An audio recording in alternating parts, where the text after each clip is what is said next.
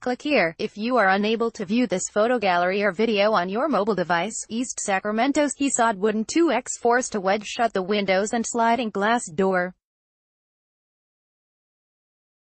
He tucked a loaded revolver between his mattress and box spring. He leaned a 12-gauge shotgun against the bedroom wall, loaded with. News of a man dubbed the East Area Rapist saturated Victor Hayes' hardscrabble East Sacramento neighborhood. The masked man already had raped and terrorized a couple dozen people in the region over the past year. Hayes, like many others, was taking no chances. But in the early hours of October 1, Hayes and his girlfriend forgot to prop that wooden slat into the track of the sliding glass door. He woke up to a flashlight blinding his face, the calling card of the serial rapist and killer. Hayes was tied up, a gun pressed to his temple, and his girlfriend was raped. For 41 years, he spoke little of the half-hour of terror that would define his life, but now that Joseph D'Angelo, the 72-year-old Citrus Heights man suspected of carrying out the infamous crime spree, has been arrested, Hayes is sharing the story exclusively with this news organization. He is providing one of the few, if any, public accounts told from the perspective of a male victim survivor, including never-before-shared secrets about that horrible night. A portrait of Victor Hayes, a survivor of the East Area Rapist in Carmichael, Calif, on July 3, 2018. Randy Vasquez, Bay Area News Group. Since this guy got caught, I beat the shit out of myself bad 'cause I should have found this guy a long time ago. This guy has been all around me, Hayes said, taking a deep, long pause. It's shaped the way I've been my whole life. It's made me distrustful of people in authority. I'm quick to be able to notice faults in people. Investigators have told Hayes that he and his girlfriend were victims of the East Area Rapist's 24th assault. The serial rapist, also known as the Golden State Killer, would, before he was caught, kill 13 people and rape more than 50 women up and down the state during the 1970s and 80s. And while they won't prosecute Hayes and his girlfriend's case because the statute of limitations has lapsed, they hope he can testify during D'Angelo's trial. Finally tracked through DNA and arrested on April 24, D'Angelo has been charged with a fraction of the crimes he is believed to have committed, including a dozen sexual assaults in Contra Costa, Alameda and Santa Clara counties. He appeared in Sacramento County Superior Court on Thursday for a brief pretrial hearing and will return in September. Hayes' girlfriend and other women suffered physical and mental trauma at the hands of the Golden State Killer. Their loved ones suffered as well. Men were present in about two-thirds of the attacks. Some were murdered, others bound, taunted and terrorized, helpless while their loved ones were raped and assaulted. I've found that men today generally want to bury their memories of the attacks, while women want to see the guy get caught, said Paul Holes, a retired Contra Costa crime lab chief who helped capture D'Angelo. In many ways the men feel like they've failed to protect their loved ones. Hayes admitted that it's complicated why he's suddenly talking after 4 decades of silence. He said the attack left him embarrassed, emasculated and angry. In a series of interviews, he expressed regret, anger, frustration and an agenda. People are making money off of it, and I'm not, and I don't like it. It leaves a foul taste in my mouth, he said. So I'm trying to figure out how I'm going to make money off of this. At the same time, Hayes, 62, a self-employed logger who splits his time between Plumas County and Auburn, said sharing his struggles is therapeutic. Since that night, he has kept a close eye on neighbors, strangers and coworkers looking for short, stocky men who might match the image seared into his mind. He thought he would capture him. He has a hard time forgiving himself for not. On edge. Hayes is uneasy. He has chosen his chiropractor's office in Carmichael as a meeting place for the interview, but his back is facing the glass door. He asks a reporter to switch places. I like being able to see who's coming in, he says, tucking his sunglasses atop the curved brim of his worn baseball cap. Victor Hayes speaks publicly for the first time about the 1977 attack he survived by the East Area Rapist during an interview in Carmichael, Calif, on June 14, 2018.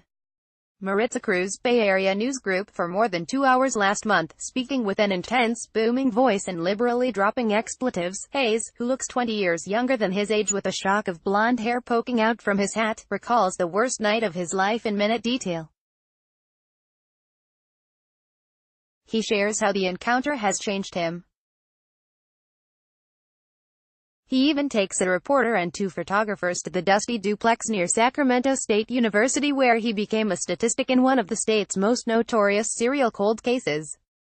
At age 21, Hayes rented a duplex a couple of miles away from his family's home in East Sacramento near the American River Parkway, 23 miles of bike and jogging paths propped up on levees. It was just the type of environment that allowed the Golden State Killer to escape the scenes of his crimes and elude capture. By October 1977, the East Area Rapist had left a devastating trail in nearby towns, but his last Sacramento attack had happened 5 months earlier. The gap created a long, nerve-wracking break for residents. By then, the entire area of Sacramento was just up in arms, Holes said. Everybody was scared. An October 3, 1977 article in the Sacramento Bee was the first report of the East Area Rapist's attack on Victor Hayes and his girlfriend. Courtesy of the Sacramento Bee, people were buying guns, police were holding town hall meetings, and vigilante groups roamed the neighborhoods, he said. It was a Friday night, and Hayes went to bed before his girlfriend, who this news organization is not naming and couldn't reach. The wooden security slat never made it into the frame of the sliding glass door. He woke up to a bright light in his eyes. He remembers lying on his mattress and looking up at a man holding a flashlight like a police officer, elbow bent and holding it overhand. In his other hand was a revolver. He wore a dark ski mask, a black leather jacket buttoned up all the way, light khaki pants, and he spoke in a whisper, through clenched teeth. "Don't move or I'll kill you." Hayes remembered the intruder saying, or something similar. It was about 1:30 a.m. The man Hayes had long fantasized of heroically killing was 3 steps into his bedroom. Bound and helpless as with nearly all his attacks, the East Area Rapist pulled out a pair of shoelaces, tossed them onto the mattress and ordered Hayes to lie on his stomach while his girlfriend tied his hands behind his back. He double-checked the knot and ordered Hayes' girlfriend to retrieve some cups and plates from the kitchen. Victor Hayes, a survivor of the East Area Rapist, acts out how the rapist entered his duplex with a gun during an interview in Carmichael, Calif, on June 14, 2018. Maritza Cruz, Bay Area News Group, she balanced the dishes on the small of Hayes' back, a calling card meant to provide a makeshift alarm system. He told Hayes he would kill him if he moved or made any noise. As he left the room with Hayes' girlfriend, he also grabbed the shotgun leaning against the wall. He took her to another room and raped her. "I got to listen to this. I'm 21 years old, that's my expletive girlfriend out there, and I got to listen to this bullshit.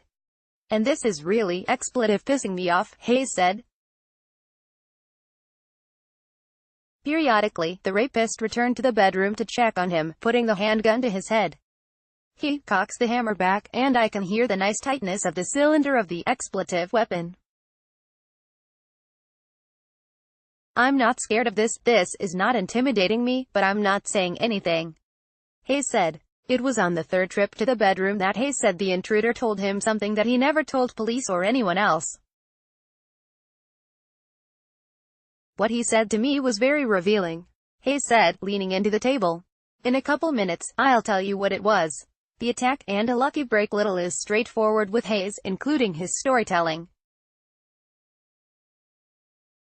He recounts his trauma like a man who has kept all the details bottled up inside for far too long. He bounces back and forth in time. He promises blow-your-mind moments. He's charming, bombastic, crude and candid nearly to a fault. Hayes said it was excruciating to stay still and quiet on that bed 4 decades ago, helpless and with his girlfriend being assaulted. Around 2 a.m., they finally caught a break. Drunk friends showed up to his duplex and started banging on his front door, ringing the doorbell over and over, shouting his name, looking for a place to continue the party. Eventually his friends gave up and left, and the house was eerily quiet. They drove him off, Hayes said. After about 5 minutes, when Hayes thought it might be safe, he called to his girlfriend asking if the attacker had left. She told him she thought so. Hayes untied himself and pulled out his handgun from under his mattress.